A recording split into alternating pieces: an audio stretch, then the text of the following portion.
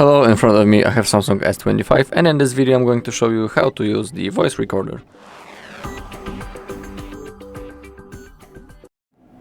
Okay, so we need to open up the app first. In here get into the more apps. In my case I have this in a folder, but not in here, and that's my bad. It should be in here under the Samsung apps, and here we have the voice recorder. To start a new voice recording, click on this microphone icon. Now, as you can see, the app is working and it's registering my voice and recording it. Now, if you want, you can stop the recording. You can also play it by clicking on this button on the left. Microphone icon. Now, as you can see, the app is working. All right, and if you click right in here, you can also,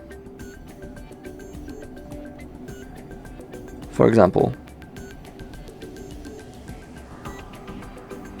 add that kind of stuff, and if you want, you can save it by clicking right in here. In here you can change the name. You can also add the category if you want, and now simply click on save. And now our recording has been successfully saved. Alright, that's all in this video. Thank you all for watching. If you found this video helpful, please leave a like, comment and subscribe.